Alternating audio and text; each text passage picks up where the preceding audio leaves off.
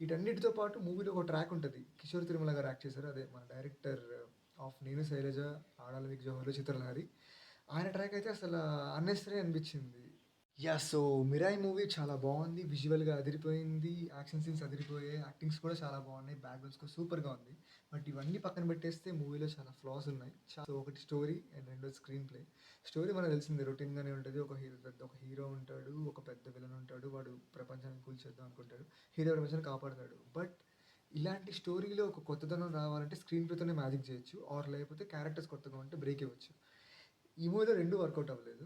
ఎందుకంటే hero entrance దగ్గర నుంచే మనం డిస్కనెక్ట్ అవుతాం. లైక్ ఆ ఓల్డ్ సిటీ, ఆ కామెడీ, ఆ ర్యాప్ అంత వర్కౌట్ అవ్వలే యాక్చువల్లీ నేను చెప్పాలంటే. దాని తర్వాత మళ్ళీ హీ హీరో క్యారెక్టర్ పోర్ట్రేయల్ కంటే విలన్ క్యారెక్టర్ చాలా బావుంటది.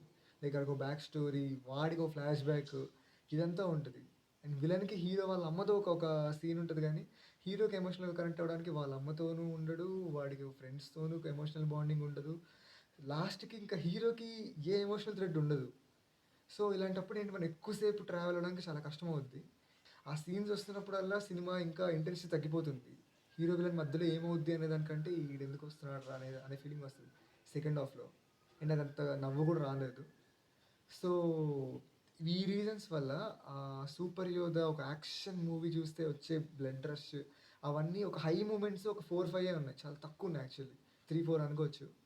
సో, ఇంకా ఏంటంటే ఈ లెంత్ ఎంత ఎక్కువ అవ్వడం వల్ల డిస్కనెక్ట్ అయిపోతాం స్టోరీకి. So, but apart from all those things cinema big screen మీద చూస్తున్నప్పుడు ఒక వేరే ప్రపంచానికెళ్ళాం. విజువల్స్ చాలా బావున్నాయి. కాబట్టి 'మిరాయ్' బతికిపోయింది. But other than that next time నుంచి కార్తీక్ కట్టమని కొంచెం రైటింగ్ కాన్సంట్రేట్ చేయాలి సార్ ప్లీజ్.